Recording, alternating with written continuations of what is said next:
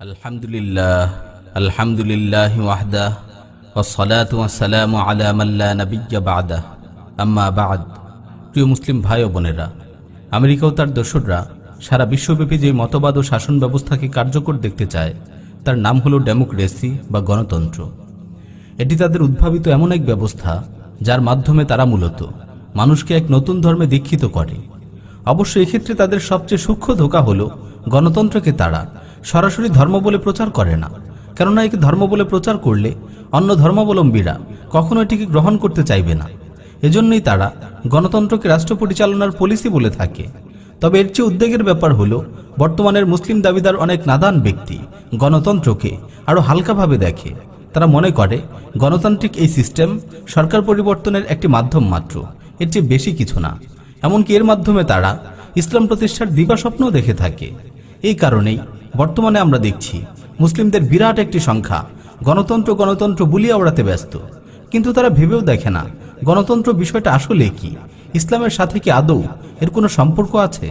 আসুন আমরা সংক্ষিপ্তভাবে গণতন্ত্রের স্বরূপ সম্পর্কে জেনে নেই। গণতন্ত্রের ইংরেজি ডেমোক্রেসি শব্দটি মূলত গ্রিক ভাষার ডেমোস ও ক্রাটোস শব্দ দুটি থেকে নির্গত। ডেমোস অর্থ জনগণ আর ক্রাটোস অর্থ শাসন বা আইন। সুতরাং ডেমোক্রেসি শব্দের শাব্দিক অর্থ হল জনগণের শাসন বা জনগণের আইন। এটি খুব কঠিন দুর্বোধ্য কোনো অর্থ নয় যে যা বুঝতে হলে বিস্তর ব্যাখ্যা বিশ্লেষণের প্রয়োজন। গণতন্ত্রের শাব্দিক অর্থ থেকে স্পষ্ট এটি ইসলামের সম্পূর্ণ সাংঘর্ষিক ও বিপরীত একটি বিষয়। তবে আশ্চর্যজনক হলেও সত্য, গণতান্ত্রিক প্রক্রিয়ায় ইসলাম প্রতিষ্ঠার স্বপ্নে যারা বিভোর তারাই কেবল গণতন্ত্রের ভুল ব্যাখ্যা বিশ্লেষণ করে থাকে। কারণ গণতন্ত্রকে তার প্রকৃত অর্থে জানলে ইসলাম প্রতিষ্ঠার কথা বলে গণতন্ত্র করার আর কোনো সুযোগই বাকি থাকবে না। তাই তারা এক্ষেত্রে সেকুলার দলগুলোর চেয়েও মুসলমানদের সাথে বেশি প্রতারণা করে, কেননা সেকুলার দলগুলো গণতন্ত্রকে গণতন্ত্রের অর্থেই জানে। গণতন্ত্রের সেই সংজ্ঞায় তারা বিশ্বাস করে যেভাবে গণতন্ত্রের প্রবক্তারা এটিকে সংজ্ঞায়িত করেছে। সুতরাং গণতন্ত্রের ব্যাপারে হাল জামানার পীর সুফিদের দেওয়ার সংজ্ঞা নয়, বরং গণতন্ত্রের প্রবক্তারা যে সংজ্ঞা দিয়েছে তা জেনেই এর স্বরূপ সম্পর্কে অবগত হতে হবে। আধুনিক গণতন্ত্রের রূপকার আমেরিকান প্রেসিডেন্ট আব্রাহাম লিঙ্কন গণতন্ত্রের সংজ্ঞায় বলেছে, government of the people, by the people, for the people. জনগণের জন্য, জনগণের দ্বারা, জনগণের সরকার। সহজ কথায় গণতন্ত্রের মূল বিশ্বাস হলো জনগণই সকল ক্ষমতার উৎস। জনগণই জনগণের জন্য আইন প্রণয়ন করবে, আর সেই আইন অনুযায়ী জনগণের দ্বারা জনগণ শাসিত হবে। জনগণের খেয়াল খুশির বিপরীতে অন্য কোনো বিধান, এমনকি আসমানি বিধানও গ্রহণযোগ্য নয়। আর এই মূলনীতির ভিত্তিতেই বাংলাদেশের কুফরি সংবিধানের 7-এর 2 ধারায় বলা হয়েছে, জনগণের অভিপ্রায়ে পরম অভিব্যক্তি রূপে এই সংবিধান প্রজাতন্ত্রের সর্বোচ্চ আইন, এবং অন্য কোনো আইন যদি এই সংবিধানের সহিত অসামঞ্জস্যপূর্ণ হয় তাহা হইলে সেই আইনের যতখানি অসামঞ্জস্যপূর্ণ ততখানি বাতিল হইবে। সংবিধানের 5ম ভাগের সংসদ নামক পরিচ্ছেদে সংসদ প্রতিষ্ঠা নামক ধারায় বলা হয়েছে, জাতীয় সংসদ নামে বাংলাদেশের একটি সংসদ থাকিবে এবং এই সংবিধানের বিধানাবলী সাপেক্ষে প্রজাতন্ত্রের আইন প্রণয়নের ক্ষমতা সংসদের উপর ন্যস্ত হইবে। এভাবেই বাংলাদেশের সংবিধানে গণতন্ত্রের প্রকৃত স্বরূপেরই প্রতিফলন ঘটেছে। প্রিয় মুসলিম ভাই ও বোনেরা, মুসলিম মাত্রই এই বিশ্বাস পোষণ করে যে সার্বভৌমত্ব ও যাবতীয় শাসন ক্ষমতার মালিক একমাত্র আল্লাহ সুবহানাহু ওয়া তাআলা। পবিত্র কুরআনের সূরা ইয়াসিনের 83 নম্বর আয়াতে ইরশাদ হয়েছে, ফাসুবহানাল্লাযী বিয়াদিহি মালাকুতু কুল্লি শাই। অতএব পবিত্র সেই সত্তা যার হাতে প্রতিটি জিনিসের শাসন ক্ষমতা।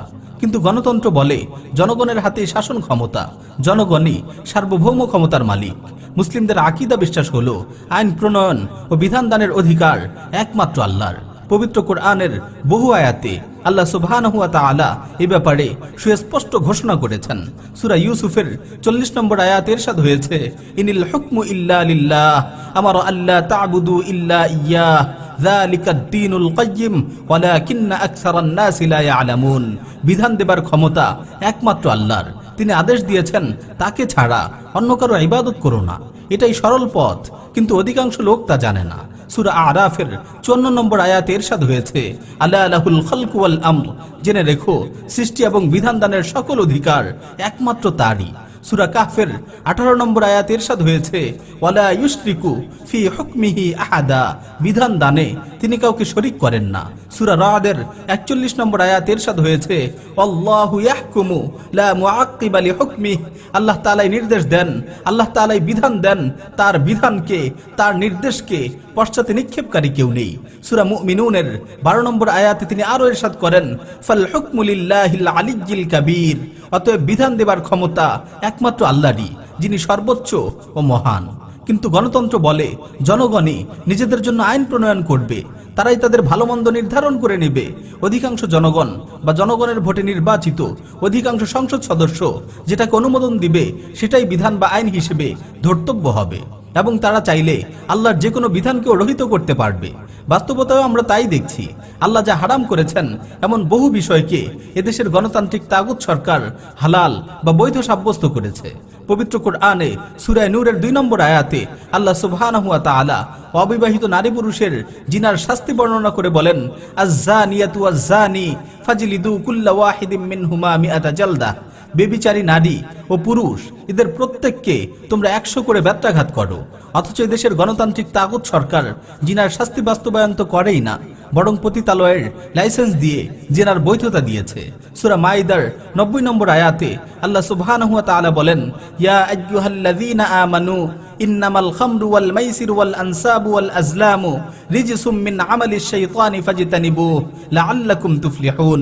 হে ঈমানদারগণ, নিশ্চয়ই মদ, জুয়া, প্রতিমা, বেদী ও ভাগ্য নির্ধারক তীর এসবই শয়তানের অপবিত্র কাজ, সুতরাং এগুলো থেকে বেঁচে থাকো যাতে তোমরা সফলতা অর্জন করো। অথচ এদেশের গণতান্ত্রিক তাগুত সরকার মদের বারের লাইসেন্স দিয়ে মদের বৈধতা দিয়েছে। রাস্তার মোড়ে মোড়ে তারা মূর্তি স্থাপন করেছে। জুয়া, লটারি ও এই ধরনের মারাত্মক গুনাহের কাজ তাদের ছত্রছায়ায় সংগঠিত হচ্ছে। আল্লাহ সুবহানাহু ওয়া তাআলা সুদকে হারাম করেছেন। পবিত্র কোরআনে সূরা বাকারার 275 নম্বর আয়াতে তিনি ইরশাদ করেন, আহাল্লাল্লাহুল বাইআ ওয়া হাররামার রিবা, আল্লাহ ব্যবসাকে হালাল করেছেন এবং সুদকে হারাম করেছেন। সূরা বাকারার 278 ও 279 নম্বর আয়াতে তিনি আরো বলেন, ইয়া আইয়ুহাল্লাযীনা আমানুত্তাকুল্লাহ ওয়া যারু মা বাকিয়া মিনার রিবা ইন কুনতুম মুমিনিন ফাইন লাম তাফআলু ফাযানু বিহারবিন মিনাল্লাহি ওয়া রাসূলিহি। হে ঈমানদারগণ, তোমরা আল্লাহকে ভয় করো এবং সুদের যা বকেয়া আছে তা ত্যাগ করো যদি তোমরা মুমিন হও, আর যদি এটা না করো তবে আল্লাহ ও তার রাসূলের পক্ষ থেকে যুদ্ধের ঘোষণা শুনে নাও। অথচ দেশের গণতান্ত্রিক তাগুত সরকার শুধু ব্যাংকগুলোর লাইসেন্স প্রদান করেছে, সুদকে অর্থনীতির ভিত্তি হিসেবে গ্রহণ করেছে। আল্লাহ সুবহানাহু ওয়া তাআলা পর্দাকে ফরজ করেছেন, আর বাংলাদেশের কুফরি আদালত রায় দিয়েছে যে পর্দা করতে কাউকে বাধ্য করা যাবে না। এভাবেই এদেশের গণতান্ত্রিক তাগুত সরকার আল্লাহর বহু বিধানকে রহিত করেছে। তারা নিজেদের খেয়াল খুশি মতো আইন প্রণয়ন করে একটি কুফরি সংবিধান এদেশের মুসলিমদের উপর চাপিয়ে দিয়েছে। এসব তারা করতে পেরেছে একমাত্র গণতান্ত্রিক বিশ্বাস ও ক্ষমতা বলে। প্রিয় মুসলিম ভাই ও বোনেরা, গণতান্ত্রিক শাসন ব্যবস্থায় মানুষকে যে কোনো বিশ্বাসের স্বাধীনতা প্রদান করা হয়েছে। ইসলামে আকীদা বিশ্বাস পোষণ করা এই ব্যবস্থায় ঐচ্ছিক একটি বিষয় মাত্র। মুসলিমদের জন্যও নিজেদের দিন পালনের ক্ষেত্রে কোনো ধরনের বাধ্যবাধকতা নেই। কেউ চাইলে ঈমান আনতে পারে, কেউ চাইলে কাফের হয়ে যেতে পারে। অথচ আল্লাহ সুবহানাহু ওয়া তাআলা সূরা আলী ইমরানের 19 নম্বর আয়াতে ইরশাদ করেন, ইন্নাদ-দীনা ইনদাল্লাহিল ইসলাম, নিঃসন্দেহে আল্লাহর নিকট গ্রহণযোগ্য দিন একমাত্র ইসলাম। গণতান্ত্রিক ব্যবস্থায় মানুষকে মত প্রকাশের অবাধ স্বাধীনতা দেওয়া হয়েছে, আর এই স্বাধীনতাকে পুঁজি করেই নাস্তিক ব্লগাররা তাদের বিকৃত চিন্তা চেতনাকে সমাজের মাঝে প্রকাশ করে যাচ্ছে। আল্লাহ ও তার রাসূল সাল্লাল্লাহু আলাইহি ওয়াসাল্লামকে নিয়ে কটূক্তি করার দুঃসাহস দেখাচ্ছে। এসব ক্ষেত্রে সরকার তাদের শাস্তি না দিয়ে উল্টো তাদের নিরাপত্তা নিশ্চিত করে। গণতান্ত্রিক ব্যবস্থায় অবাধ ব্যক্তি মালিকানার স্বাধীনতা দেওয়া হয়েছে। এই ব্যবস্থায় কেউ চাইলে প্রচুর পরিমাণে পণ্য মজুত করে পণ্যের দাম বাড়িয়েও ব্যবসা করতে পারে।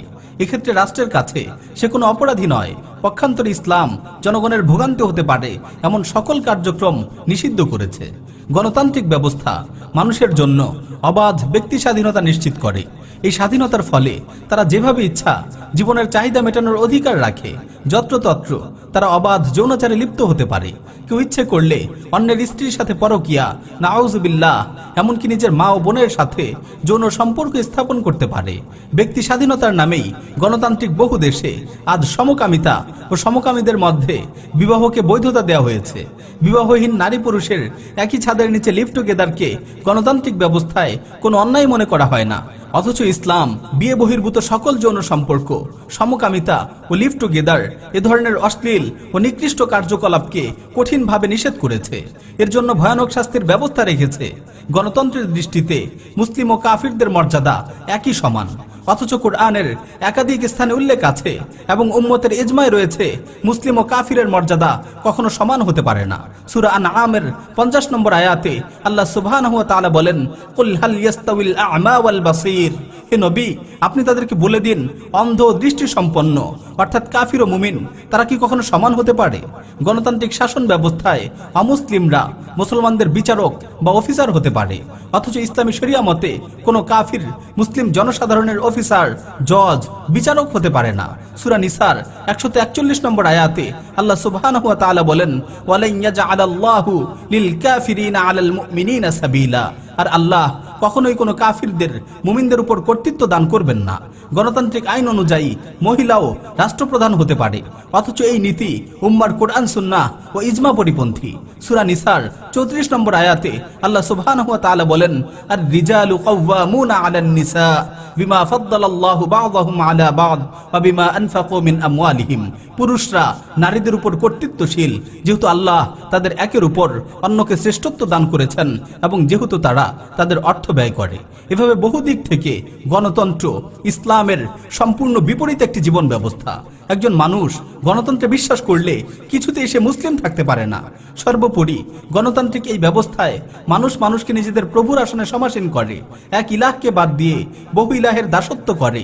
তাই প্রত্যেক মুসলমানের উপর আবশ্যক হলো তারা গণতন্ত্রকে পরিপূর্ণরূপে বর্জন করবে, এই শিরকি ব্যবস্থা থেকে নিজেদের দূরে রাখবে। যে ভোট দেওয়ার মাধ্যমে গণতান্ত্রিক এই শিরকি পদ্ধতিকে সাপোর্ট করা হয়, জনগণকে আইন প্রণয়নের অধিকার প্রদান করা হয়, এই ভোট প্রদান যে মুসলমানদের জন্য বৈধ হতে পারে না তা কি আর বলার অপেক্ষা রাখে? সুতরাং হে তাওহীদবাদী মুসলিমেরা, শিরক থেকে বেঁচে থাকতে, তাওহীদের উপর অটল অবিচল থাকতে অবশ্যই আপনারা এই গণতান্ত্রিক নির্বাচন ও শিরকি ব্যবস্থাকে প্রত্যাখ্যান করুন। ইসলামী শাসন প্রতিষ্ঠার লক্ষ্যে খিলাফা আলা মিনহাজিন নবুওয়ার পথ পন্থাকে গ্রহণ করুন। আল্লাহ সুবহানাহু ওয়া তাআলা গণতন্ত্রের এই ধ্বংসাত্মক ফিতনা থেকে আমাদের বেঁচে থাকার তৌফিক দান করুন এবং এই ফিতনা নির্মূল করার জন্য যথাযথ প্রস্তুতি গ্রহণের হিম্মত দান করুন। আমিন। ওয়া আখিরু দাওয়ানা আনিল হামদুলিল্লাহি রাব্বিল আলামিন।